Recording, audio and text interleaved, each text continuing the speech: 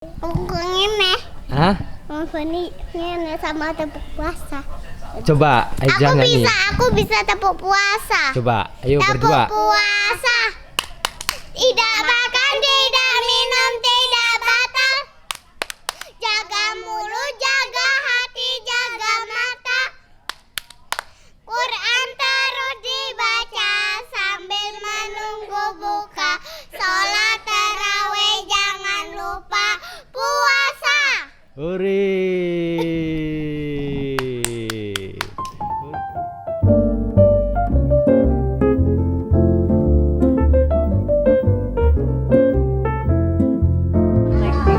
Dapat yang buat. Tapi emang kalau udah itu nggak ada.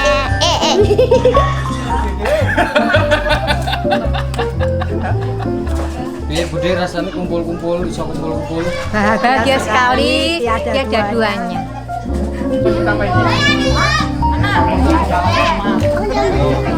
Ciri khasnya kira-kira ibu itu kalau ditinggal Mana gelas tadi kok ada sekali matang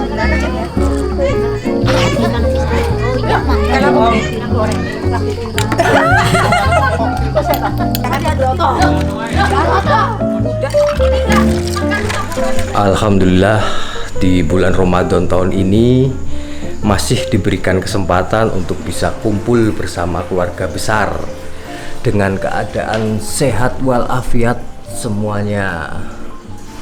Mudah-mudahan di tahun depan juga semuanya diberikan umur yang panjang supaya bisa berkumpul kembali. Anu, dua kali. Kalau setukang masak Mas Joko tahu. Joko tahu, kalau balik liwat ya Joko masih gini loh. Iya Mbak, ucapannya. Kami keluarga Marijan ya Bapak Mariam family mengucapkan selamat berbuka puasa. Gitu loh, di sini nanti rame-rame kita kompak. Dan di kesempatan kali ini aku mau sharing sedikit tentang RBT, Ringback Tone, atau yang kita kenal dengan NSP, nada sambung pribadi. Karena akhir-akhir ini RBT ini membuatku sedikit kesal teman-teman. Karena secara tiba-tiba tuh nomorku ada RBT-nya, nggak tahu siapa yang masang dan aku pun nggak pernah masang. Tiba-tiba ada aja. Untuk langganan NSP ini, tekan 1235 tan 9.990 untuk 30 hari. Tekan 5 untuk mengaktifkan NSP ini.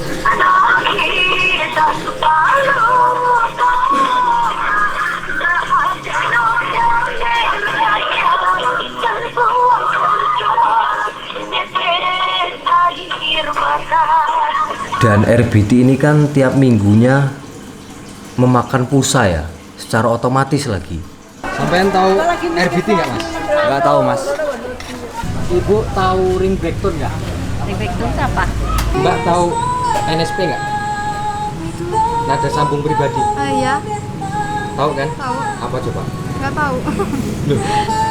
RBT adalah layanan musik untuk menggantikan nada sambung pribadi kita yang biasanya standar digantikan dengan musik yang bisa kita pilih. Dan RBT ini lahir dari Korea Selatan pada tahun 2004. Untuk mendownload RBT kita perlu registrasi, bla bla bla, membayar sekian rupiah untuk mendapatkan nada sambung pribadi. Bisa dikatakan bagus untuk industri, untuk berbisnis, tapi tidak untuk apresiasi. Jangankan RBT 30 detik dengan kualitas mono, Laung suruh download satu lagu yang kualitasnya bagus saja belum tentu orang mau. Cuma kayak pernah denger aja gitu RBT. Kayak nada sambung gitu ya? Iya. Pernah pasang nggak? Enggak pernah. Kenapa? Kayaknya males itu loh Mas, ada potongan pulsanya itu. kayaknya sih nggak terlalu penting amat sih masang-masang itu, soalnya kan tiba-tiba handphone kita tuh tahu-tahu pulsanya kesedot gitu loh Bang. Pernah pasang nggak? Nggak pernah. Kenapa? Karena nggak ngerti kenapa kok harus masak. Biasanya ada ini kan bayarannya kan? Iya. Pulsa. Betul. Pulsanya kadang kan kalau udah habis ngisi kesedot. Nah itu kenapa? Gara-gara itu kan? Jadinya nggak pernah masang. Oh, nggak mau gara-gara Boros pulsa. bayar ya? Uniknya Ringback Tone ini bukan kita yang menikmati, tetapi orang lain yang menikmati. Ketika orang menelpon kita, orang itu akan terhibur dengan nada sambung pribadi yang sudah di custom. Nada Sambung pribadi. Pernah pasang nggak? Dulu pernah, tapi sekarang nggak lagi. Dulu sih pernah ya zaman SMP. Kenapa? Ya pengen aja gitu. Ya enak aja biar orang nelpon ada suara nadanya gimana itu lagu. Pasang dulu zaman masih HP-nya masih sebelum Android.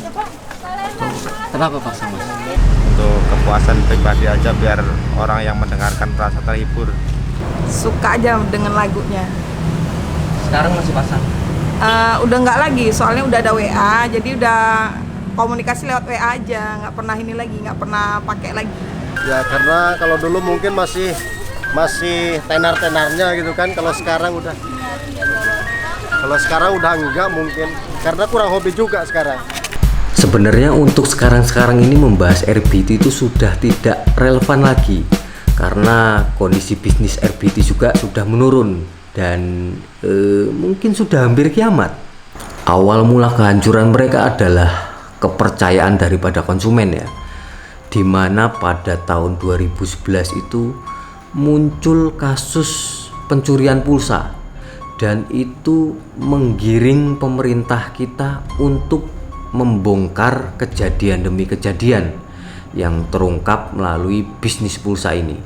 Jadi gini gambarannya, ini operator nih, ini konten provider. Nah, di sini kita ada 3 pihak nih. Konten provider bertanggung jawab untuk membuat layanan konten yang disajikan ke masyarakat agar memberi pendapatan atau memberdayakan layanan jasa dari operator. Sampai di sini oke? Kalau tidak memenuhi target, konten provider ini akan diganti. Maka konten provider ini berpikir bagaimana caranya memenuhi target income yang sudah mereka sepakati. Maka dari itu konten provider berpikir dan mengatur strategi. Salah satunya adalah dia membuat layanan RBT.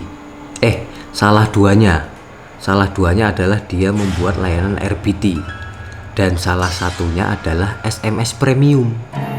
Kan ada tuh SMS premium. Mungkin ini semua bisa dikatakan sah. Yang menjadi tidak sah dan fatal adalah ketika konten provider berusaha membuat income sendiri untuk memenuhi target dengan cara-cara yang tricky.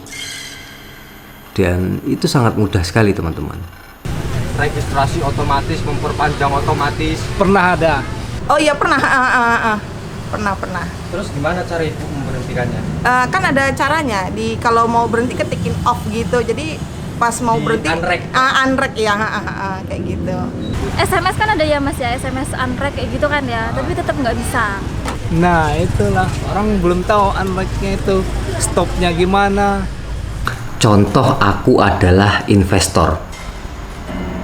Investor menanamkan modal kepada konten provider untuk membelikan semua orang ringback tone. Maka si konten provider ini berusaha untuk mengumpulkan nomor-nomor, membeli banyak informasi atau orang yang menjual data tentang nomor handphone. Nah, nomor handphone yang sudah terkumpul ini semuanya dibelikan RBT oleh konten provider. Nomorku kena, nomormu kena, nomor bapak ibumu kena, nomor bapakku kena, semua nomor kena. Nah, di negara asalnya juga ternyata metode yang sama digunakan. Banyak investor yang menunggangi konten provider, memanfaatkan konten provider, bekerja sama dengan konten provider untuk membelikan semua orang ringback tone. Pernah nggak ada pengalaman orang tua atau saudara yang kena auto registrasi? Auto registrasi ada, orang tua saya sendiri malahan, ibu saya malahan ya. Makanya dia sempat nanya, ini kenapa kok pulsa mamah kesedot? Setiap ngisi pulsa pasti kepotong, kayak gitu.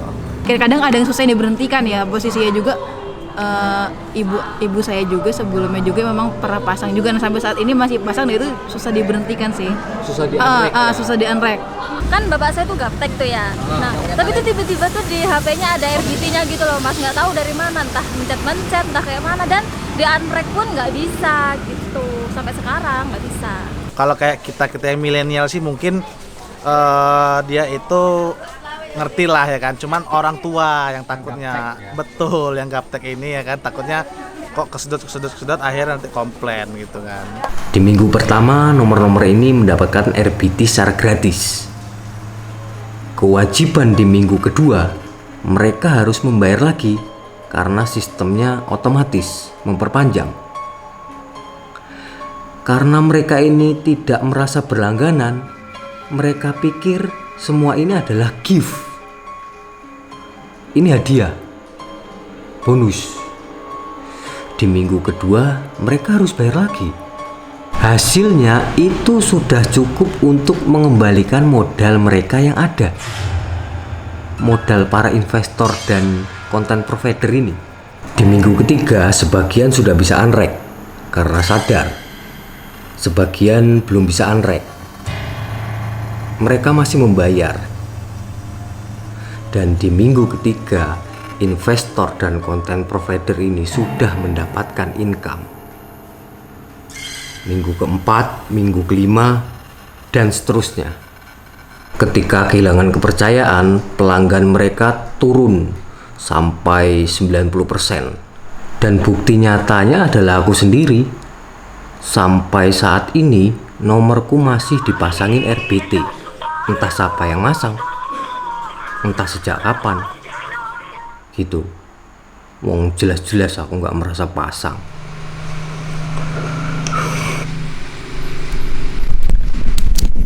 Nggak semua konten provider itu nakal dan bisa diajak nakal. Tapi sekali lagi teman-teman, jangan 100% percaya kata-kata saya, karena ini hanyalah opini saya pribadi yang bisa saja salah dan bisa juga benar. Terima kasih yang sudah menyaksikan episode ini, dan sampai jumpa lagi di episode selanjutnya.